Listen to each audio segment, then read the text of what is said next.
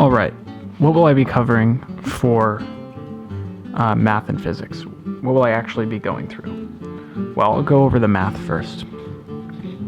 For math, I'll be covering Calculus 1 through 3, which is differentiation, integration, and infinite series. Then I will be doing an Introduction to Proofs course. Then I will be doing real analysis. I'm doing real analysis here because I want it to be close to the calculus course, but I don't want it to be right after.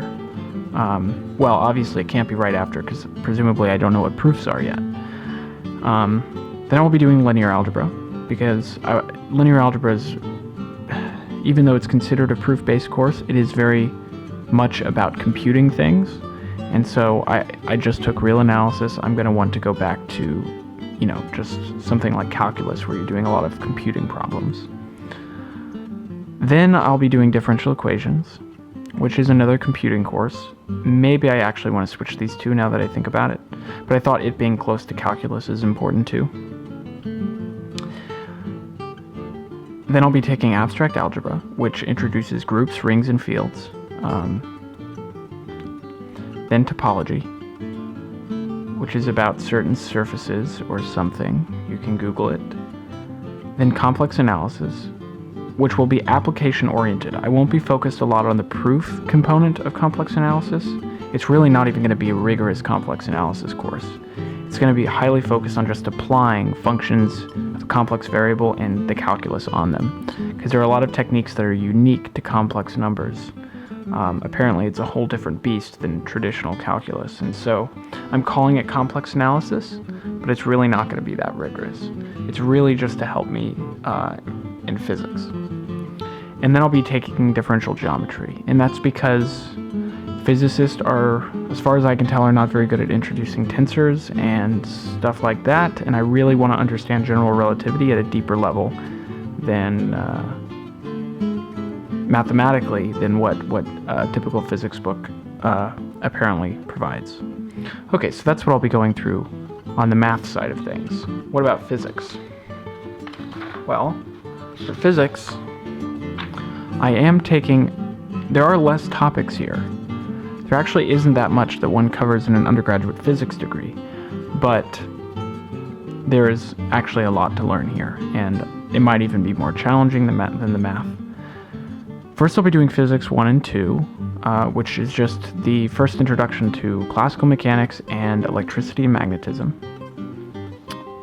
Now, Physics 3 is typically modern physics, but I think that course is a little too cursory and shallow, so I will be replacing it with a relativity course that's more focused and a little more advanced than what you'd be introduced to in modern physics. And this is special relativity, by the way.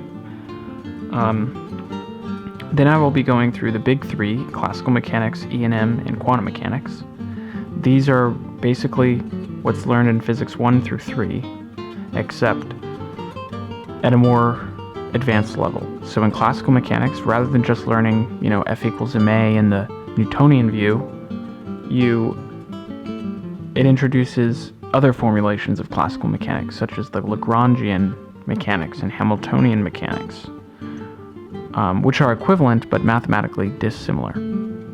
Completely different. E&M is much more difficult than what you see in Physics 2. You're using new coordinate systems, you're actually deriving Maxwell's equations, all of that. And quantum mechanics, which is, shallowly introduced in modern physics, is taken to a more advanced level. And you actually understand the formalism of quantum mechanics using something called Brockhead notation and, introducing something called Hilbert space and stuff like that. Then thermal physics. I will not be covering thermal physics in Physics 1 through 3, so this will actually be my first introduction, but it will be at the level of these courses. Then optics. This isn't typically a required course, but I'll be covering it because I'm particularly interested in that topic.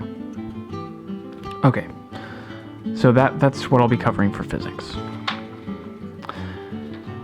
Now I'll be going over exactly what books I have planned for all these courses. I haven't planned them all, but I do have some of them planned, and so I can go over those ones.